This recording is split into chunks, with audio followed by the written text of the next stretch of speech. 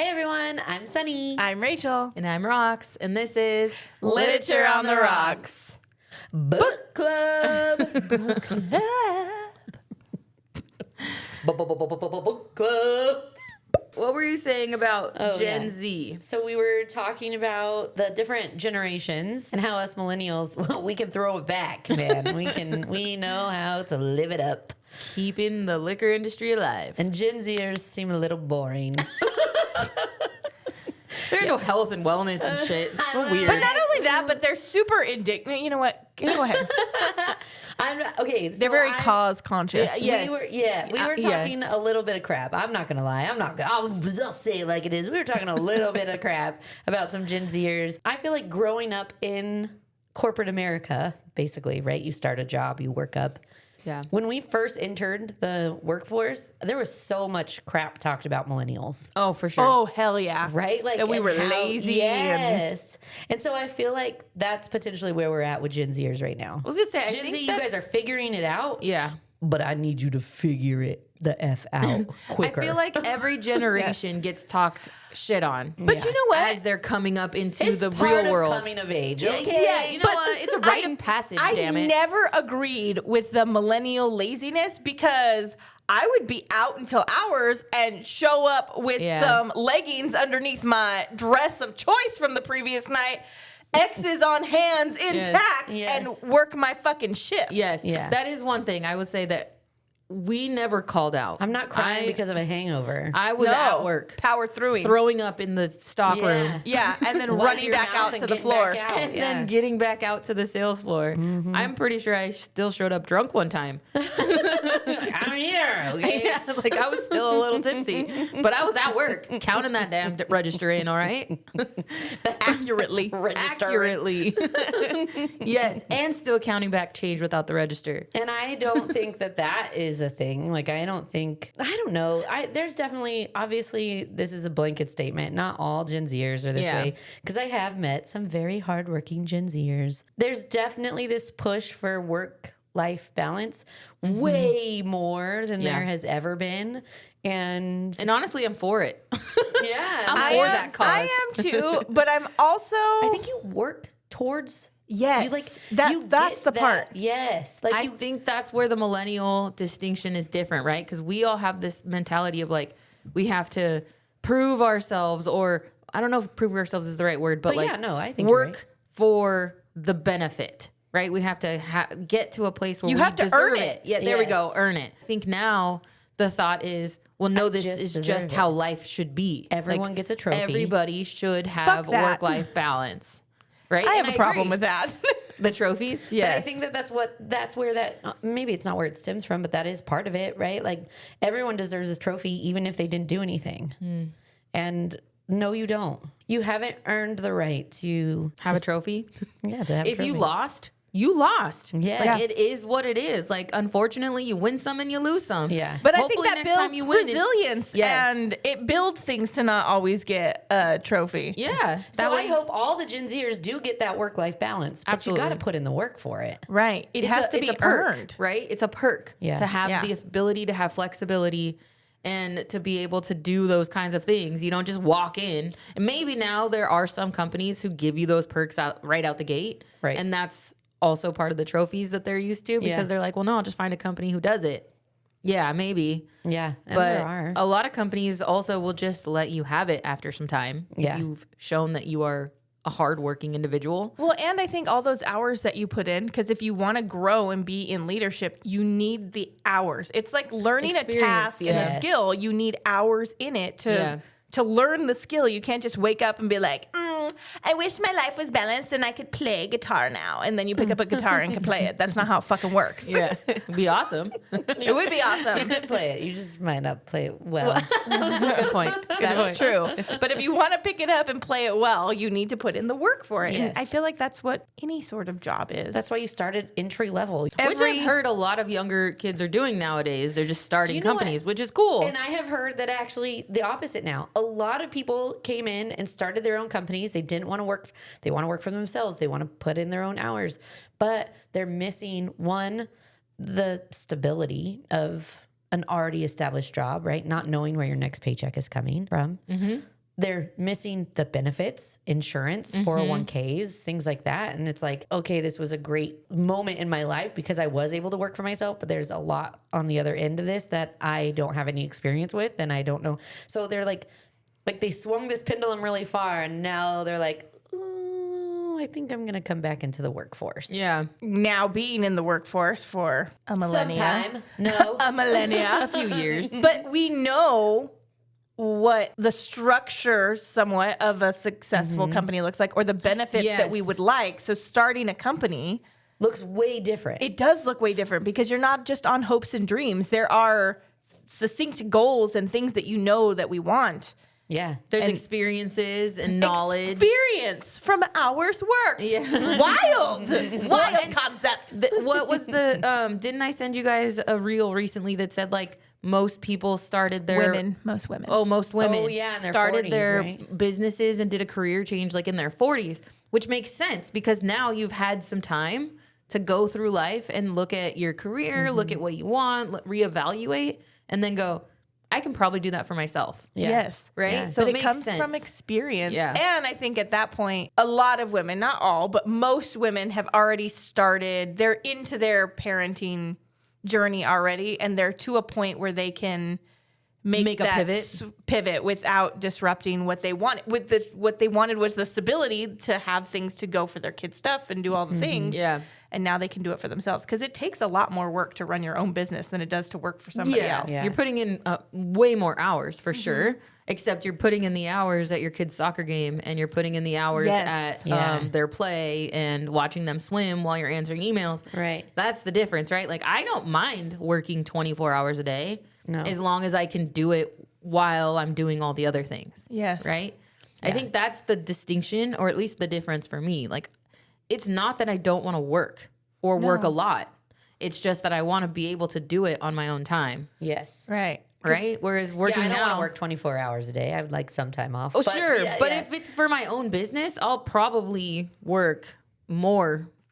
So last week we did Home is Where the Bodies Are, the summary by Jeneva Rose. But during our discussion last week, we talked about how Nicole was drinking even though she was quote unquote sober. Yes. And so Rox had made a comment about being California sober. So I took the liberty of looking up different types of sober. I did ask my mom, like, is there any type of, like, do you know of anything where if you're sober, you can also drink alcohol? She's like, no, you're not sober then. And I was like, well, like California sober. And she's like, oh, like she knew exactly what I was talking about. And then she's like, I still don't think so. Yeah, these are like joke sobers. Okay, yeah. State-based ones, there's California sober, which is you don't do anything but weed. Texas sober is like you only drink beer. Oh, interesting. I was thinking tea. Tea, that's London sober. No, I was thinking like sweet tea. Oh, okay. That makes a little bit. It sure do. Florida sober might imply chaotic or inconsistent sobriety. Vacation sober, sober at home, absolutely not on trips. There's brunch sober, where I only day drink socially. Wine mom sober, no hard liquor, but wine doesn't count. Oh. Disney sober, only yeah. drinking at Disneyland Resort or Walt Disney World Resort because vacation calories don't count. It's kind of like vacation, It but is. Disney themed. The Got more you it. talk, the more I think I'm an alcoholic because I'm all of these things, which just means I drink. I just drink. Sunny's having a I'm moment. like, yeah, no, I'm Disney sober. Oh yeah, no, I'm vacation sober. Damn, I drink everywhere. Book club sober Oh, because yeah. technically you're there for the discussion, but mostly there for the wine. But those were some fun little not was sober fun. sobers. I like it. I like it. They were a good time. Oh, and then it gave a quiz, but the quiz is stupid. You're gonna guess them right away. Okay. I love an easy quiz. Okay, I'll say just two of them. Okay. So I'm gonna give you a sentence describing someone, and then you have to tell me what type of fake sober they are. Oh, okay. She says she's sober, but every Disney trip somehow ends with a $19 margarita in a souvenir cup. Disney sober. You guys are winners! Hell yeah. Where's my trophy? Nobody gets a trophy! She says she's sober now, but she still takes edibles nightly and owns 6 crystal pipes for decor. California sober? Yeah. I was all crystal pipes. Not crystal meth. Took a turn. Oh my gosh. I don't know what meth puts you in sobriety. I'm meth sober. All Let's right, get into hidden this talent. book club. Okay. Tell us what we rated. Home is where the bodies are. So last week we read Home is Where the Bodies Are by Jeneva Rose. And Rocks was hard for it at a 3. Maybe. She was stiff-bodied, if you will. And Sunny and I were 2s. Real hard for it. But Nipples and all. But as the weeks have progressed, we'll see what this book turns into by the end of the And book if club. Rocks will change her mind. Let's see. I'm waiting on bated breath. Story of my life of indecisions. All right. Well, our questions are always posted, so you can join the conversation. But we do the first 4 questions. They're always the same, and the last few are specific to the book. So our first question is first impressions. What were your initial thoughts when you started reading Home is Where the Bodies Are? And did the book meet your expectations or surprise you? I wrote, I knew Jeneva Rose from social media, and her books always interested me. I just liked her as a person on social media and wanted to read her books. I didn't have expectations for Home is Where the Bodies Are specifically, but I was looking forward to reading it, and I did enjoy the book. So I'd say it met my expectations. I was very excited to read this book because I have been following Jeneva Rose, and I really liked her as a person. I won't say as an author because I hadn't read her stuff yet. Right. However, it fell a little flat for me. Oh, I still like you though, Jeneva I do. Rose. I still really like her. I still want to read another Jeneva Rose. I do, book. yeah. So I said, honestly, I genuinely had no idea what to expect going into this book. I was excited to read it, mostly because I already liked Jeneva Rose as an author. And let's be honest, at this point, I feel like I know her personally from social media. So when it got added to the TBR, I was really looking forward to finally diving into it. And honestly, I wasn't disappointed at all. The book completely pulled me in. I expected a fun thriller, but I was surprised by how invested I became in the family dynamics and the emotional side of the story, alongside all the twists and the secrets. Unresolved questions. Were there any plot points or character arcs that you felt were left unresolved or could have been explored further? I don't need any particular characters explored further, but I would like to know if the characters could have had less trauma in their lives and the book still had the same vibe or outcome. Did the mom need to have lost her whole family? Didn't seem to play a role in the story other than supposedly making her document everything. But I feel like a lot of families did that without the trauma. Buying the newest video equipment because it just had come out was all the rage in the late 80s, early 90s. But also, can we talk about the cost of those things? And how someone budgeting to purchase pizza I was just gonna could say that. afford the camcorder at those times? Yeah. Well, I looked it up. And since it wasn't a VHS-C, which was like the little Yep. disc, it was like a full VHS that they were recording on. Those camcorders Back in the day. back in the day were $1,000 to $1,500. No way. So who's the real villain here? Michael or the mom who bought a camcorder that could have fed her family for a year? My answer to was there anything else that could have been explored? I said, none that I can think of. Okay, Big reveal. Big reveal. That's it. Okay. Well, mine is similar sentiment, but with 17 more sentences. Okay. Said, I really don't think there were many unresolved plot points in this one. For me, the story felt pretty well tied together by the end. We got closure on what happened with each of the siblings, saw how they were moving forward after everything unfolded, and even got a little bit of the mom's perspective, which helped round out the emotional side of the story. Overall, it felt like a complete book to me. Nothing really stood out as a major loose end or something that desperately needed more explanation. And if we're being completely honest, I also don't know that I'm the best person to identify plot holes in books anyways. If the story keeps me entertained and emotionally invested, I'm usually just along for the ride. Yes. Okay. I was thinking about this book because I could not think. I'm like, was there any questions that I had? I really did. Like, summarize your thoughts. None that I can think of. Yeah. But I did think of it. I even looked it up. Was like, was there any plot holes? And people were talking about how the ages didn't make sense. Their age differences kept shifting throughout the book.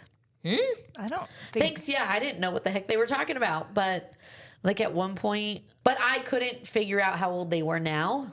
because that I was trying to do that for adaptation dreams. And I'm like, well, I'll just use what I imagined. So I did not catch any of that. No, I didn't either. I usually don't until you guys start talking. I'm like, oh yeah, I guess that's a plot point that I might be interested in. Oh yeah, that was an unresolved moment. Yeah. Very rarely do I feel like it's only when I get to this question when I'm like, was there any?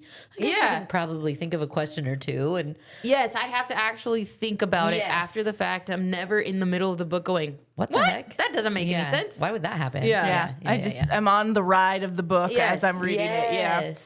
Okay, alternate ending. If you could change one thing about the ending of Home is Where the Bodies Are, what would it be and why? Nothing. Did you write anything? I did. Okay. No, I said, I think the ending worked for me exactly because it felt fitting for each character. The brother ultimately got what he deserved. The sisters finally had a chance at some level of peace and happiness after carrying the weight of everything for so long. It felt satisfying without being unrealistically perfect. I generally don't know that I would change anything major about it. And for some reason, I can't even picture an alternate ending that would have felt more earned than the one we got. Sometimes thrillers try so hard to shock you at the end that they lose the emotional payoff.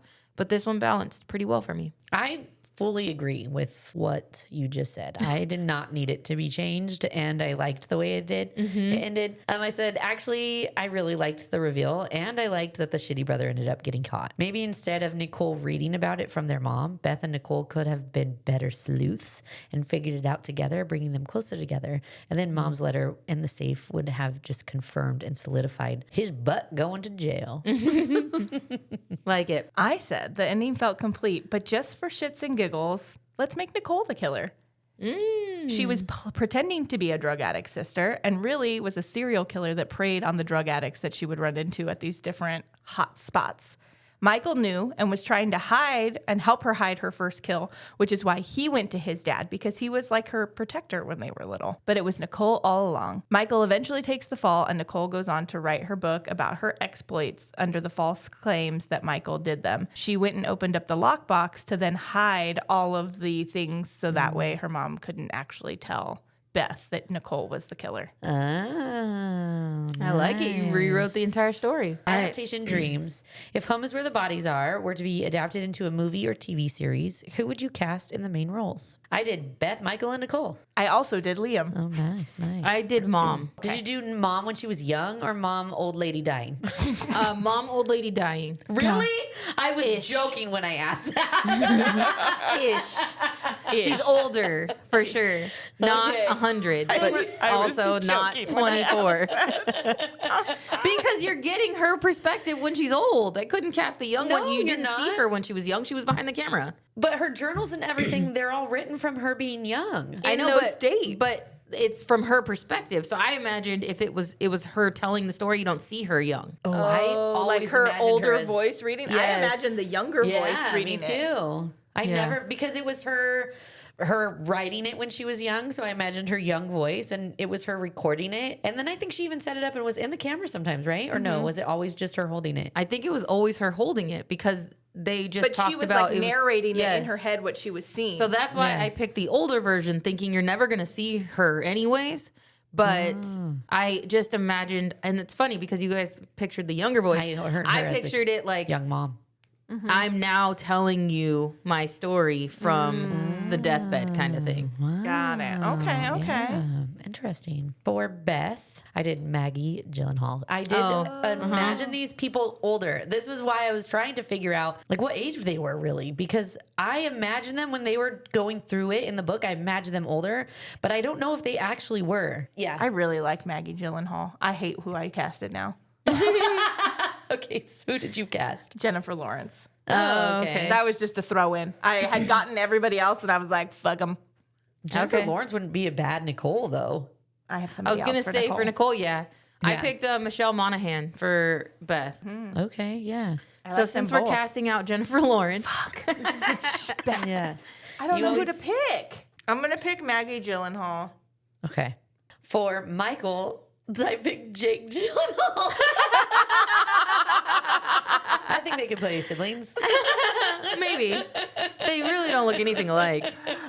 I also picked Jake Gyllenhaal. Did you really? That's so funny. All right, well, Jake Gyllenhaal it is. Who did Who'd you pick? though? I picked Boyd Holbrook. And then for Nicole, I landed on Kristen Ritter. I picked Victoria Pedretti. Oh, yeah. I picked Mila Kunis because she has played a drug addict before. A really good one. I think I like Victoria Pedretti. All right, Victoria Pedretti. Okay. That's a good one. Okay. What about for Liam? I did Jeremy Allen White. All right. Who'd you cast for mom? I picked Julianne Moore. But I feel like her voice is strong enough that she won't sound necessarily Old. like a woman on her dying deathbed. She doesn't from seem- emphysema. Is that what the mom died of? I don't know. Oh. I just assumed she had cancer of some kind. Oh, okay. And you're not planning on seeing her. You No, just want you her just voice. like her voice, yeah. Our ice drop is Beth is Maggie Gyllenhaal. Michael is Jake Gyllenhaal. Nicole is Victoria Pedretti. Liam is Jeremy Allen White. And Laura, or mom, is Julianne Moore. Yeah. Like it. Ride or die. If your spouse or partner came to you and said they needed help getting rid of a body, no questions asked, what would you do? And is there a line between loyalty and morality for you? And I just wrote, I'm helping. I will require more information afterwards. Additionally, now that I'm involved, you got to buckle up, buddy, because you're going to need to listen to all my directions. This is my show now. Yeah. If I'm getting implicated, we're doing this the right way. We're doing it my way. Yes. I said, dude, this question is hard because now that I have a family, my brain immediately goes to my daughter. I need her to grow up with both of her parents. So assuming my husband wasn't secretly a serial killer or completely in the wrong, I think my first instinct would honestly be to protect my family. So now, would I be calm about it? Absolutely not. There would be panic, there would be questions, and there would probably be at least one full emotional breakdown and me aggressively asking how we even got here in the first place. But I also know myself and well enough to know that loyalty would kick in pretty quickly. So I do think there's a line between loyalty and morality, and that line probably depends on why the situation happened. Was it self-defense? Was someone protecting someone they loved? Context matters.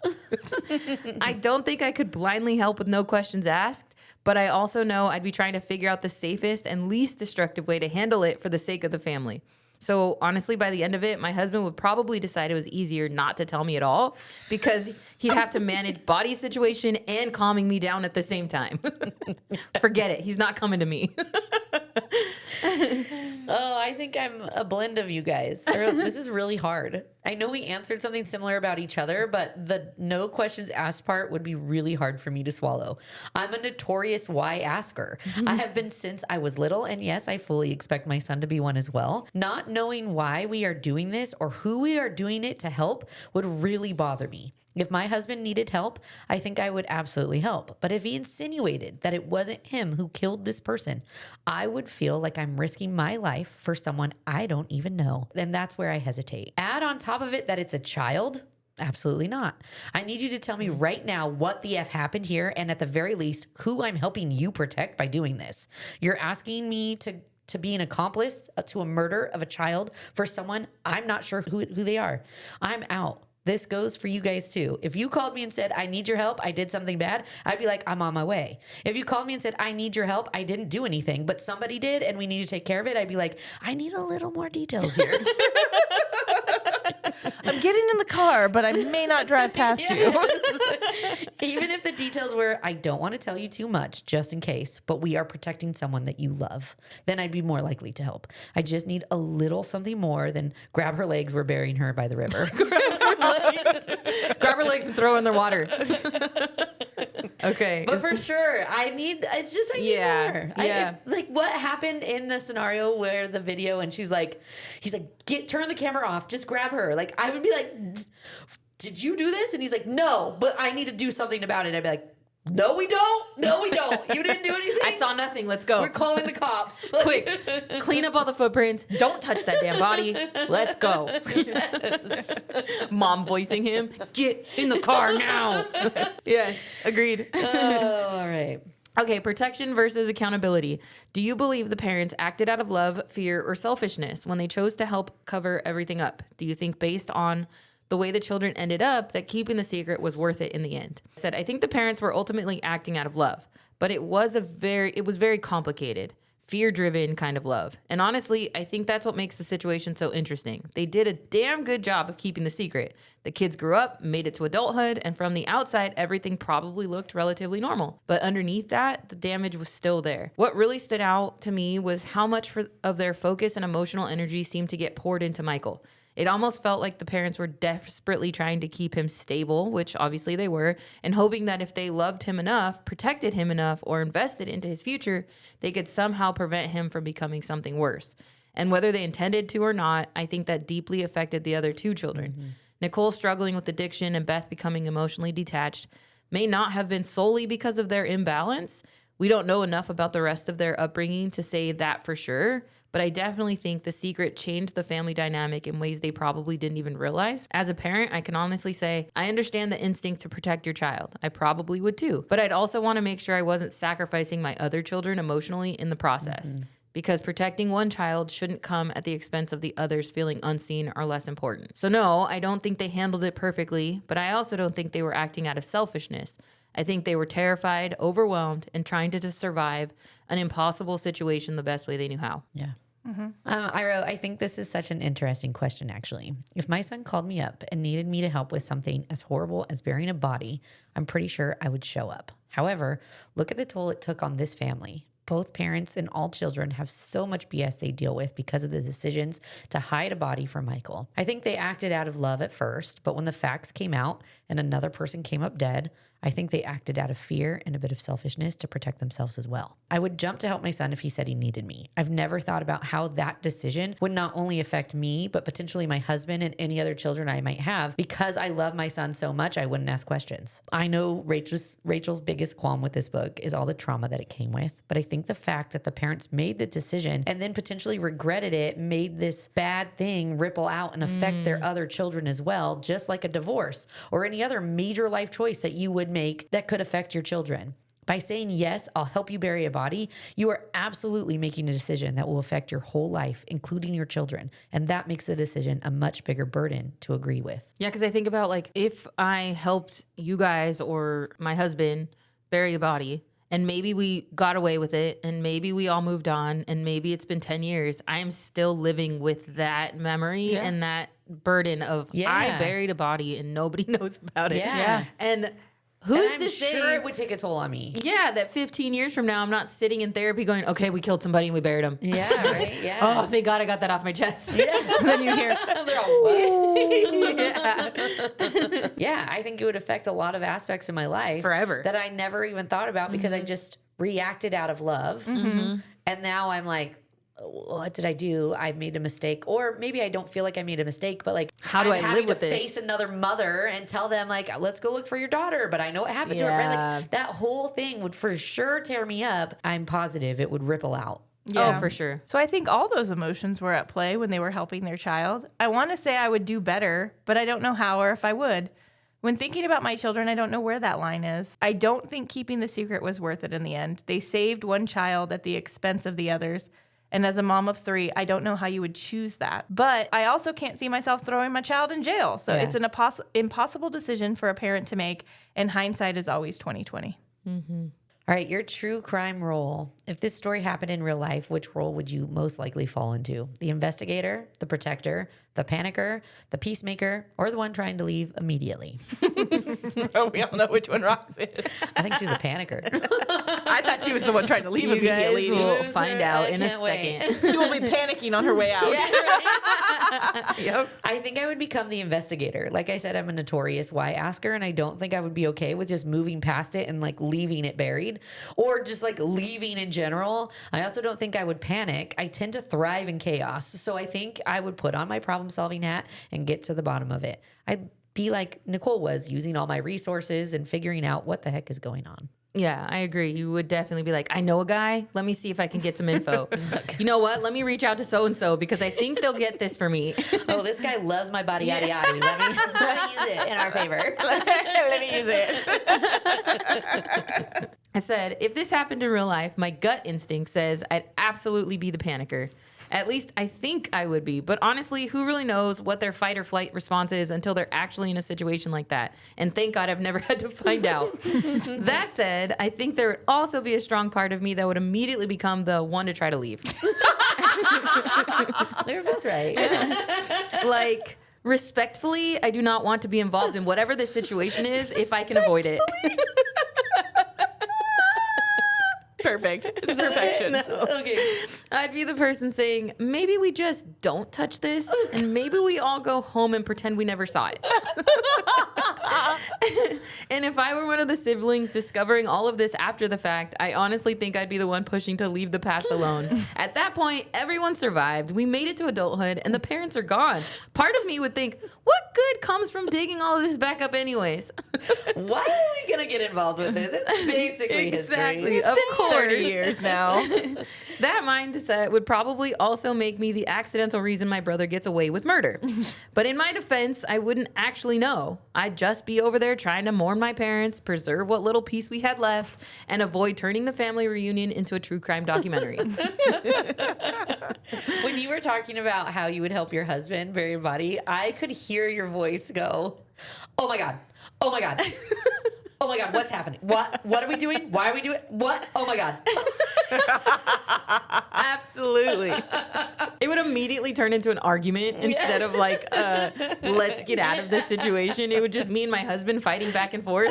Shut up, Rox, just do it. Why? I don't want to. You got us into this mess and you won't even tell me why. It's all your fault. I said at first I would be the protector. I would want to make sure that my family is safe. I would want to make sure that my kids were safe, especially if a child in the town died. I would be on high alert, making sure that my family was taken care of. Once I was comfortable with that, I'm probably starting to dig in and figure out what the fuck happened so that way I can continue to keep my family safe, because if I'm just protecting them from a ghost, I need to know what the hell's going on. Yeah, we are all such similar but different We all- creatures. None of us were leaving. Yeah. I just want to point out. I just none want of, you neither to one of know us. that we need variety in the group. That You truly just was. said we were all so similar. No, we have similarities, but we're also very different. And we need okay. variety. I would But be we the all one to pick tell you something guys, different. like, yo, get the hell out of here. Pull all of us. We gotta go. Gotta get out. Like the fact that we all, like the investigator, the protector, the panicker, that was. Yeah. We collectively make a great team. Yeah. Which is, I think, why our dynamic works. You're like, do we actually need to do this? Yes. What is there a different solution here? Because I don't Shut up wanna and do buckle this. in, goddammit. That would I'm be me. protecting you. And I'm like, let me pull out my computer. Sunny would immediately be like, let me figure out how we make this happen. I will protect you guys till I die because I have absolutely no idea what happened. It's the only way you're going to get through this, you guys. You need someone to not know. The rest of the world doesn't know. you need one more on that side. This really sounds like a you guys thing. I don't know why the three of us need to be involved in will this. This doesn't sound like it belongs on the pod. I will absolutely come and testify for you, and I won't have to lie under oath because I really don't know anything. It doesn't help our cause. All right. Okay. So where do we sit with our Yeah, ratings? do we keep our ratings? Oh, I haven't changed. I think mine stands Still- firm. You're still hard for it? Still firm. I'm still too. You're still firm. I'm going to drop mine to a 1. Wow. Who is indecisive now? I teetered last week. All right, well, that's a wrap on this episode of Literature on the Rocks. We unpack the secrets, the sibling chaos, and all the deeply questionable family dynamics. And home is where the bodies are, because apparently some families pass down trauma and felonies. Next week, we're trading buried secrets for immortality as we dive into The Invisible Life of Addie LaRue by V.E. Schwab. Make sure you're subscribed because we're here for you every Wednesday. And if this episode made you question your family secrets, your childhood memories, or whether you've helped bury the evidence for someone you love, go ahead and rate and review the podcast. It helps other readers find stories that remind us family loyalty can get a little dangerous. This book really said, what if generational trauma came with a murder mystery? Honestly, we were seated for it. Follow @Lit on the Rocks Pod on Instagram and TikTok, and visit literatureontherocks.com. All right, well, until next time, may your family stories stay harmless and your skeletons stay metaphorical. Cheers. Toodaloo! Bye.